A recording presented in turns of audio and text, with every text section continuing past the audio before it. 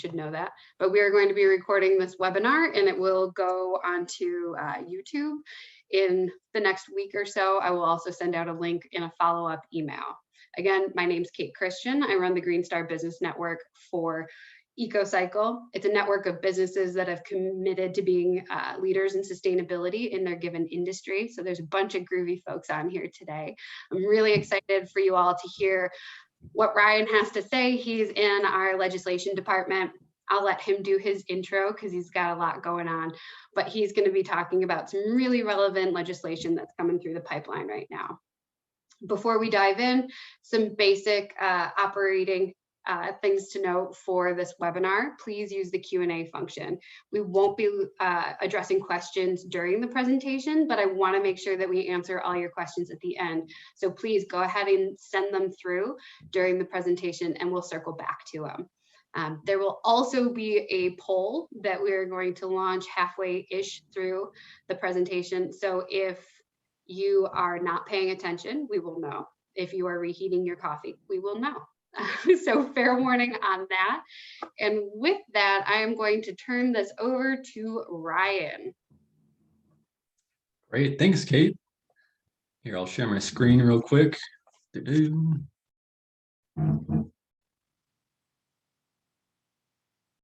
present. All right. Well, hello, everyone. Kate, thanks for inviting me to talk about plastic pollution in Colorado and how House Bill 1162, the Plastic Pollution Reduction Act, is a key step in curbing the problem. My name is Ryan Call, and I work in the Legislative and Community Campaigns Department at EcoCycle. I'm also working on my master's degree in Environmental Policy and Management at the University of Denver, and I'm focusing on zero waste and circular economics. I love studying environmental issues because we work to imagine a better future, and the associated solutions to a better future require creativity and teamwork. And I've gotten a lot of that here at EcoCycle already. The subject of plastic pollution is right up my alley, so let's get into it. Here's a quick overview of what I'll be talking about. I'll lay out the issue of plastic pollution, but I want to spend more time talking about solutions such as the Plastic Pollution Reduction Act and what we can do to support it. Since this is a Green Star monthly meeting, I'll also dive into the business implications. And along the way, I'll try to address some frequently asked questions. And finally, at the end, we'll open up to questions. And as Kate said, you can drop questions as they come up in the Q&A. As members of the Green Star Business Network and naturally Boulder, I'm sure you're all familiar with the growing problem of plastic pollution. But if you wanted to learn more about plastic pollution, EcoCycle's YouTube channel is a useful resource. But if you take just one idea away from my presentation, I hope it's the fact that plastic pollution is not a problem that we can recycle our way out of. Let me say that again for emphasis. Plastic pollution is not a problem we can recycle our way out of. To illustrate that point, here's some figures. Only 9% of plastics ever created have been recycled. 12% has been incinerated, which lets off greenhouse gases, and 79% has been either landfilled or ends up as pollution, either in microplastics or in the ocean, just everywhere. Plastic pollution has exploded from 2 million tons of production in 1950 to more than 440 million tons in 2015. And it's expected to quadruple in the next 30 years because oil and gas companies are transitioning their operations into creating plastics to offset the decline of fossil fuel usage. By 2050, the plastic industry could account for 20% of the world's total oil consumption. Plastics are also a climate issue because the refining of plastic is one of the most greenhouse gas intensive industries, emitting 17.5 million metric tons of CO2 annually, which is the equivalent of 3.8 million passenger cars. So try and imagine going on a walk and not seeing a plastic bag caught up in the tree. You might be thinking, aren't single-use plastic bags recyclable? And the answer is not really. We do take plastic bags at CHARM, the Center for Hard to Recycle Materials, but single-use plastic bags are a costly nuisance for municipal recyclers, so curbside. The bags that we collect at Charm are downcycled into composite lumber, but at the end of that composite lumber's life cycle, it's just landfilled. And for example, to highlight the difficulty of recycling plastic bags, the Boulder County Recycling Center has to shut down operations twice a day to go in and cut out plastic bags that get caught up in the machinery, just like the picture here. And sure, you might see at grocery stores, drop off your plastic bags here. And I mean, that's great. I'm sure they do the same thing that Charm does with them. But the problem really here is the volume. There's so many plastic bags. We use billions and billions of them. And this is what happens, right? They end up in trees. They could be downcycled into lumber, somewhat of a solution. But really, I want you all to keep the 3 R's in mind. There's more than 3 R's, but we're all familiar with reduce, reuse, recycle, right? And for sustainability and waste management, let's focus on reducing first and reusing second, and then recycling. Another point I wanted to tie with plastics to oil and gas is that none other than Exxon invented the single-use plastic bags in 1976. I'm still not sure how anyone carried their groceries before 1976, but maybe someday we can invent some sort of durable, reusable bag, or maybe we can pick up juggling. I don't know. I'm still on 2, but build your way up, right? Anyway. So moving on to polystyrene, which is also known as styrofoam. I just want to say it's just the worst stuff. Honestly, you probably heard that styrofoam, scientists don't even really know how long it would take to fully break down and assimilate into the environment. Some scientists say that it will never, right? It's like a forever material. There's hardly any end market for post-consumer polystyrene to-go containers because it's so commonly contaminated with food, right? Recyclers don't want to take dirty recyclables because then it's harder to turn it into anything useful. And again, at Charm, we do take polystyrene, but only the big white packaging blocks, right? Not to-go containers.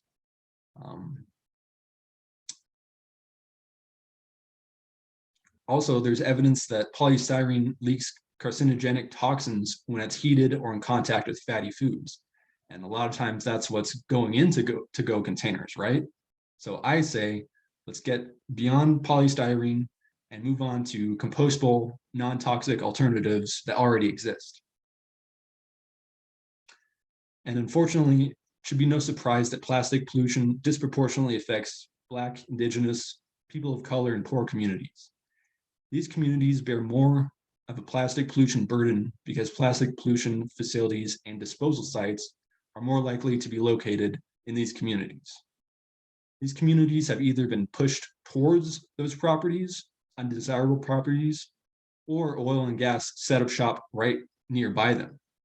You probably can't imagine a plastic production facility being built right next to a wealthy white neighborhood. I certainly can't see that happening.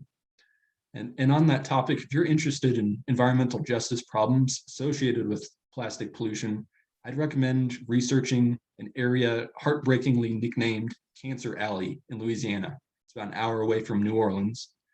And I just read an article the other day about organized resistance to putting up yet another I think it's a petrochemical facility. It's not just plastics, it's all oil, gas, and so on. And that's the picture I grabbed here. I included here. It's a Guardian article, and this is from one of the ongoing protests in Cancer Alley. So it's important to keep in mind that marginalized communities are the worst affected, but the problem is literally everywhere. So once you start noticing bits of plastic pollution around your community or nature, it becomes impossible to ignore it. I see it just everywhere I look and try to pick it up, but there's just so much of it, right? So even though plastic pollution is commonly associated with oceans, right? We've all seen those terrible pictures. Again, it's a problem everywhere, and we're feeling the effects here in Colorado too. So here in Colorado, we have a disappointing recycling rate of 16%, compared to the national average of 32%, which still is not a great recycling rate, compared to the figures I showed earlier. That means that a large amount of plastic here in Colorado is either ending up in landfills or being polluted, turned into microplastics. This is especially problematic with single-use plastic bags and styrofoam takeout containers because they're nearly impossible to recycle. Again, this is not a problem we can recycle our way out of. Microplastics just get everywhere, right? The plastics break down and turn into little particles and dust. They get caught up in water and soils. Wildlife eats it. And more than 1,000 tons of plastic particles and dust were found in rainwater contaminated in national parks, including Rocky Mountain National Park. Kate told me that a chemist from the School of Mines did a webinar on this topic last year, and we'll share that link to that recording in our follow-up email. So the side effects of plastic pollution reach far beyond the Front Range, where 85% of Colorado's waste is generated. Cattle and horses also are affected. They swallow plastic bags and microplastics that get caught up in their feed, which causes an economic hardship for ranchers as well. Another little fact is that plastic bags are the largest source of litter found in creek cleanups in Colorado. Another policy affecting waste in Colorado is our 1993 Preemption Law. This law makes it so that towns and cities can't choose to place bans on single-use plastic bags. Repealing preemption was originally part of House Bill 1162, but it was unfortunately taken out of in the House Finance Committee. You might be thinking, well, wait, how have communities across Colorado already banned or placed fees on single-use plastic bags? And the answer is, they just haven't been challenged in court yet. But if they did, that state law would override the local law. Also, the legal understanding is that fees on plastic bags are okay, like here in Denver, but bans are not.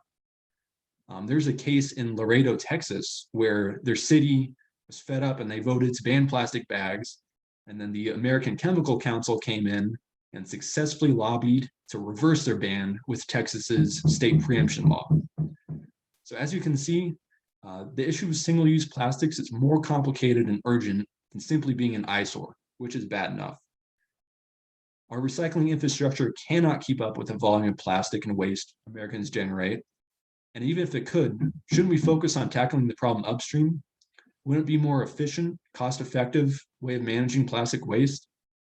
This approach seems to be working across the US and in Europe. So I think that Colorado needs common sense policies that have been proven to work to solve this problem. So here comes part of the solution to plastic pollution in Colorado. House Bill 1162, the Plastic Pollution Reduction Act. Simply put, 1162 will phase out plastic bags and put a small fee on paper bags statewide to incentivize customers to bring reusable bags. It's important to note that the bag fee will be waived for people on food assistance programs, and I'll come back to that later. 1162 will also ban toxic polystyrene styrofoam takeout containers. During the legislative process, amendments were added to exempt pet stores, so goldfish, crickets, that sort of thing. It exempts farmers markets, just part of the politics of it, and restaurant takeout bags. If you have soup or whatever, the argument was that you don't want it falling through a paper bag. 1162 passed the House floor about 2 weeks ago along a party line, and now it's headed to the Senate, which has a slimmer margin of Democrats who are likely to vote in favor of this bill. Governor Polis has expressed support for this bill, so the success really hinges on the Senate now. And the reason why EcoCycle and the Plastic Pollution Coalition are working on this bill now is because it's an environmental priority and a proven method of reducing the harmful effects of plastic pollution. So the Plastic Pollution Coalition includes groups such as Environment Colorado, Colorado Public Interest Research Group, also known as COPIRG, Conservation Colorado, the Sierra Club, Inland Ocean Coalition, 350.org, and Green Latinos, all advocating for this bill. And I also wanted to highlight Good Business Colorado, because they've been super helpful along the way and brought along some restaurants to testify before the House committees, saying from their experience that it's not that hard to switch from polystyrene takeout containers to compostable containers. And they're getting more and more price competitive. Also, something that we saw in these hearings is that phasing out single-use plastic bags and polystyrene is something that their customers want. And to back up that claim that Coloradans want action on plastic pollution, we found that over 200 small businesses across the state have signed on to support regulating single-use plastics. Over 400 Coloradans participated in the lobby days in 2020, and we also had a youth lobby day in March, which I'll come back to later. Nearly 41,000 petition signatures came in from across the state, gathered by Environment Colorado and COPERG in support of regulation. And now we have 17 communities across the state making Colorado a leader in non-coastal states, taking action to reduce plastic waste. And here are those states. Most recently, 58% of the residents or the voters of Fort Collins voted in favor of phasing out plastic bags from large grocery stores. I helped on this campaign and had learned quite a bit about just the issue of plastic waste and just local politics, and how, in particular in that campaign, I worked with CSU student groups. So I'm glad to be talking to the business community now about how your voice is so important for these policies. Their election sent a signal to the state that Coloradans want policy action on reducing the worst forms of single-use plastics. So Boulder kind of paved the way on this issue in 2012, and it was a huge success, right? They reduced single-use plastic bags by 70% in the first year. And I also like to highlight that they distributed 40,000 reusable bags. And in Fort Collins, they also secured funding to distribute reusable bags. And I'll bring up this idea of getting reusable bags in the hands of people who need them again in a bit. I also thought I'd make a quick comment on the overall carbon footprint of reusable bags. I just want to say it's true. Single-use plastic bags do have a lower carbon footprint individually. The problem is the sheer volume of them, right? And that they break down into microplastics. So if you use a polypropylene reusable bag 10 times, that is equivalent to a single-use plastic bag. And canvas or cotton bags have a even higher carbon footprint because of the resources involved in making them. And just as a side note, I've never had groceries fall through my reusable Trader Joe's bags. So also keep in mind, Colorado is not trailblazing this type of legislation. There are over 400 municipalities and statewide bans on single-use plastic bags and styrofoam across the US that have proven to work in reducing that pollution. Thankfully, action is being taken around the world, as you can see in the map here. I know there's a lot on this slide, but it should illustrate that the train's rolling. We should just hop on board. So here's the slide you're all here for, right? It's the business implications of 1162. And I'll start with some specifics on the plastic bag fee. Again, well, you could take a screenshot of this, or we'll also share the PowerPoint later if you want these specifics. So the bag fee, it will charge a 10-cent fee on all carryout bags in the first year, starting September 2021, this year. And that's for plastics and papers. And then the 10-cent fee will only apply to paper bags in September 2022, once plastic bags are completely phased out. And this phased-in approach will give time for businesses to recover from COVID as well. And restaurants can use up their existing stock of either polystyrene, or I guess the plastic bags won't be affected by, or restaurants won't be affected by the plastic bag ban per se. And so you might be asking, what will the 10-cent fee do? And what it does is the retailers keep 4 of the 10 cents to help transition to reusable bags or paper bags, and the municipality keeps 6 cents to help other businesses transition as well.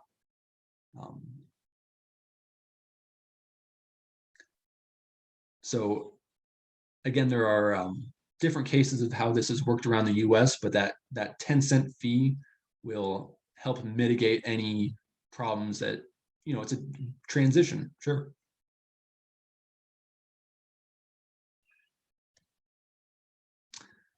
And of course, when we talk about policy, we need to consider equity.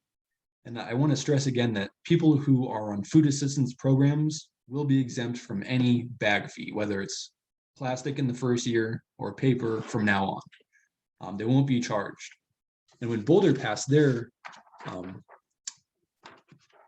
bag ordinance a decade ago, right, they distributed all these plastic bags and they're still being used today. So in Fort Collins, I mentioned they also set aside funding. Unfortunately, 1162 does not have a measure that includes funding for distributing reusable bags, but I had an idea I just wanted to share with you all as business members. And would you consider having like an ongoing reusable bag program similar to like a give a penny, take a penny program? We'll put up a poll soon in just a minute here. But so the idea is if you have extra bags, you can leave them at stores. And if you forget them, there'd be a free bag there waiting for you to avoid the fee and just for convenience, right? I've probably used the same 6 Trader Joe's bags for a decade, but I've just over time, I've just accumulated more reusable bags than I need. So I'd like to get those in the hands of people who might need them, just, out of not wanting to pay 10 cents or just out of convenience. So, and of course, I want to say with COVID and sanitation in mind, I think this idea would have to involve, staff just checking the bag and maybe wiping them down. Hopefully, it seems COVID's on the way out, so it's less of a problem. Looks like we got a good amount of responses in, Ryan. Luckily, nobody said that they prefer plastic bags because I would have booted you off the webinar. Not really. Well, maybe. So. Oh, I can vote too. Let's see. Yeah, folks are interested. Let's see. I prefer plastic bags. I'll vote that one. Oh, hosts and panelists cannot vote. Never mind. I didn't enable that. I knew you were going to try to mess it up.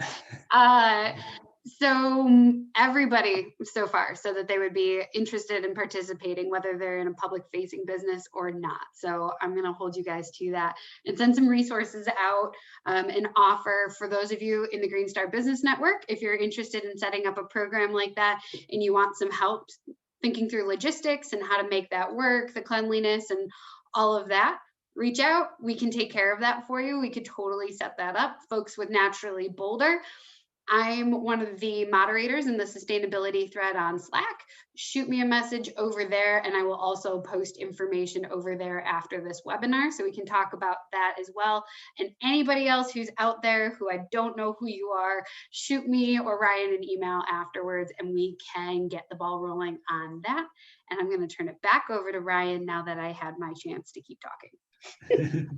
Thanks, Kate. And I just want to say this idea promotes reducing and reusing before recycling, right? So, and I'm not sure if this is a model across the U.S., but it could be something to help businesses, other states that don't have this sort of legislation. So, just an idea. But I'm sure you're thinking, "Wow, Ryan, this is great. How can I help?" So, I've listed. Let's see. I've listed a few ways to help support 1162. So remember, this legislation is not a shoo-in, and it will require a strong final push in the Senate. As business leaders, you all have a special voice when it comes to this legislation. So if you believe in this policy, I'd say be vocal about it.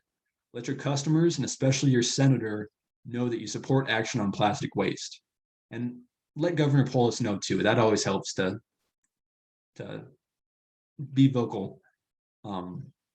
You could also express support by writing a letter to the editor for any media. And also there will be a Senate hearing sometime next week. I don't think it's been scheduled yet, but if you would testify in favor of this, that makes a big difference. It did in the House, hearing business voices. And part of that email, we'll mention that in the follow-up email. We also have a Google form that we can send out where you can just say your name, your business, and that you support. It's really quick, and that helps as well. And you can also engage the kids in your life.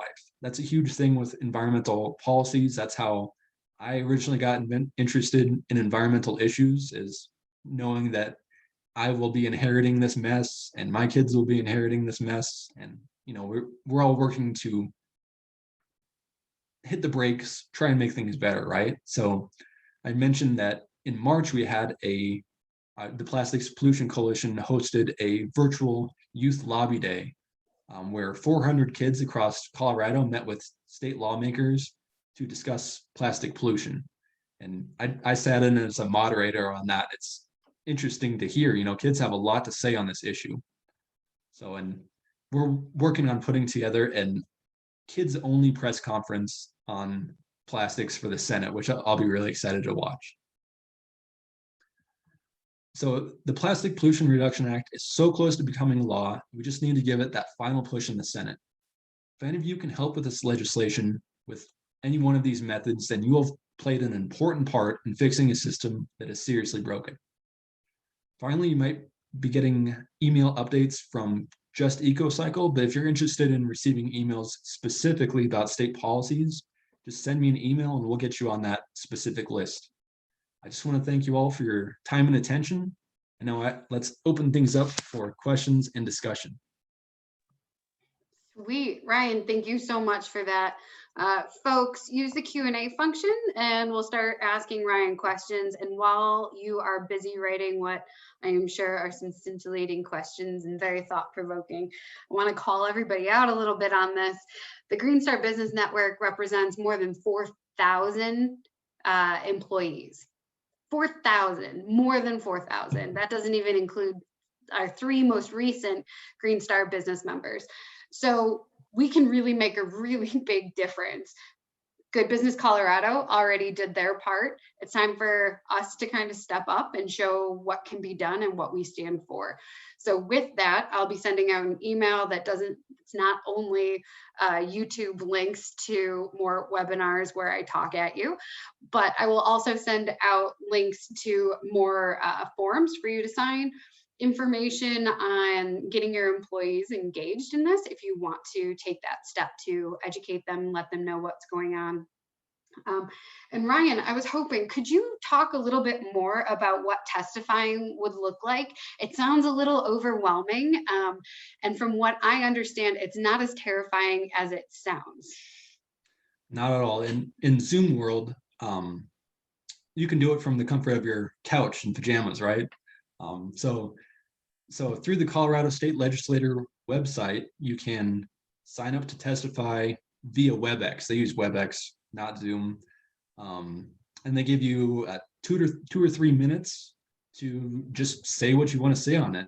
So you can sign up on their website. You just mark if you're for or against it, because that helps them organize. You know, they hear voices for or against.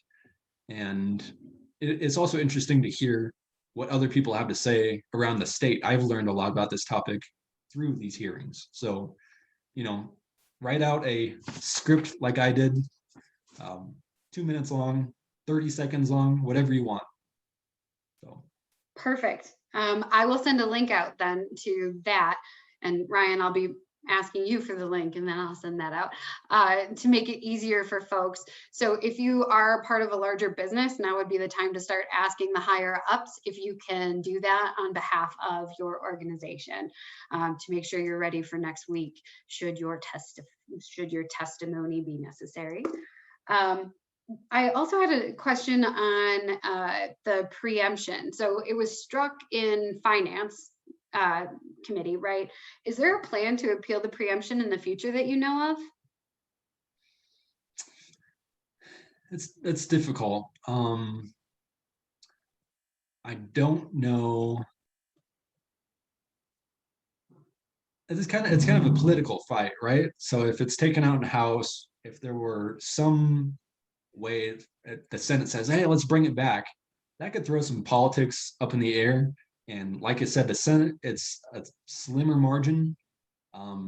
So we'll see about it. Personally, I mean, I think it's pretty clear. I think preemption's a bad idea. The argument is that it standardizes for businesses across the state, but it seems not business friendly to me, right? That you can't choose your own path on a business decision. Anyway, so there's a Netflix series called Broken, and they do an episode on recycling that I thought was pretty great, and they discuss preemption very well. That's where I got that Laredo, Texas example. Groovy. I'll send out a link and a reminder on that one as well. So we have a couple questions in the Q&A function. So Garrett from Circle Graphics asked, are there plans to expand legislation to other kinds of plastic film bans? Not in this session. As I said, we kind of have to prioritize things, and single-use plastic bags and polystyrene are at the top of that list.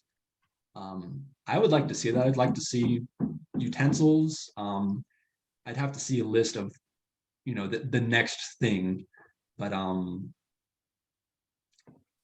as far as I know, not now. Let's get 1162 passed, and then we can talk about other plastic films.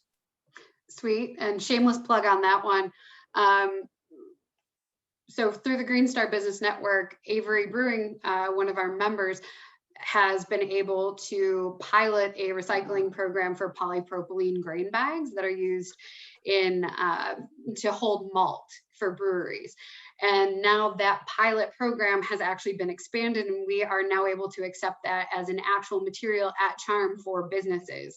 So while that isn't legislation that's coming down the pipe, that is a business leader stepping up and driving change. So again, just like Ryan said, recycling is not the solution for plastics, but it sure can be part of it.